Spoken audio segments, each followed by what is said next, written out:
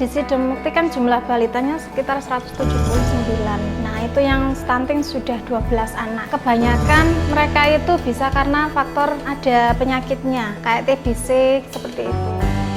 Terus juga dari lingkungannya, karena kemarin saya pernah menemukan kunjungan mendadak ke salah satu pasien yang stunting, anak yang stunting, itu ternyata lingkungannya memang kurang kebersihannya seperti itu. Jadi di rumah itu banyak debunya, terus sampah-sampah itu juga dibiarkan terbuka, itu kan juga salah satu penyebab kesehatannya juga.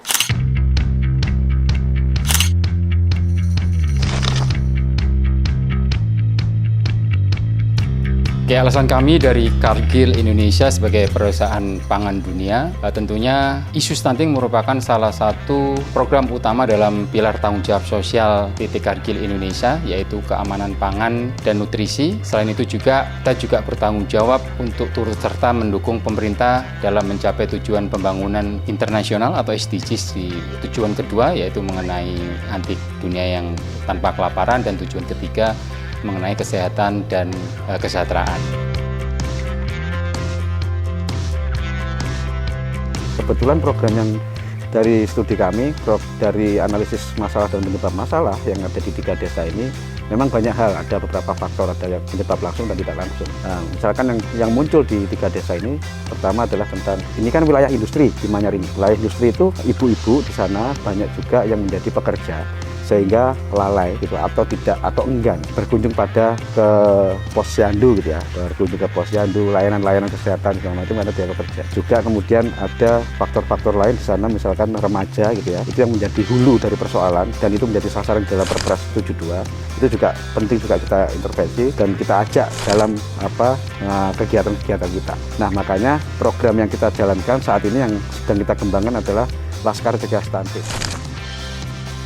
Laskar Cegah Stunting inilah yang kemudian menjadi motor satu kelompok komunitas sosial di desa yang menginkubasi pengetahuan, skill, sikap dasar, bagaimana mengajak orang untuk terlibat dalam upaya pencegahan, dan kemudian mendalami pengetahuan-pengetahuan tentang stunting, kesehatan, lalu kemudian mendalami tentang proses-proses komunikasi perubahan perilaku di desa seperti itu. Nah, ini yang digerakkan oleh teman-teman Laskar Cegah Stunting. Laskar Cegah Stunting tadi yang saya katakan ada beberapa unsur, ada teman-teman dari pendamping PKH, pendamping lokal desa, bidan desa, PKK, posyandu, mereka terlibat. Nah, ini yang kemudian menjadi motor penggerak sebetulnya untuk perubahan yang ada di desa. Konteksnya adalah upaya pencegahan di desa tentang penurunan prevalensi stunting.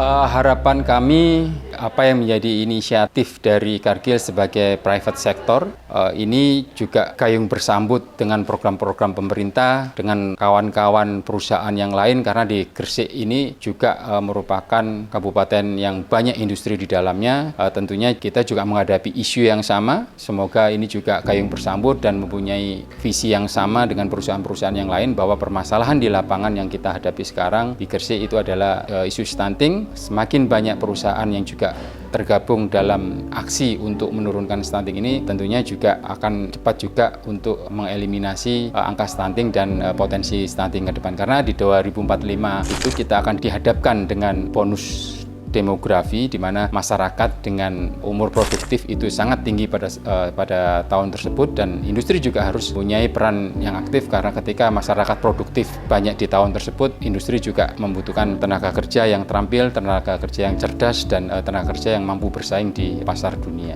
Harapan kami, pemerintah, sektor swasta gayung bersambut untuk bersama-sama menyelesaikan permasalahan stunting di Kabupaten Gresik ini. Kami berharap kepada para Laskar Stunting bisa mensosialisasikan semuanya ini kepada masyarakat, kepada warga. Mungkin ilmu-ilmu yang saya dapat dari teman-teman itu bisa saya terapkan di masyarakat untuk bagaimana cara kita menangani stunting lebih baik, dan berbagi ilmu dengan ibu-ibu yang mempunyai anak stunting untuk masyarakat Manyarjo yang lebih baik. Remaja itu sangat penting untuk terlibat di dalam pencegahan stunting, khususnya remaja putri sendiri. Kenapa? Karena saya sendiri adalah seorang remaja putri yang akan siap untuk melahirkan generasi yang kuat, sehat, dan juga bebas stunting.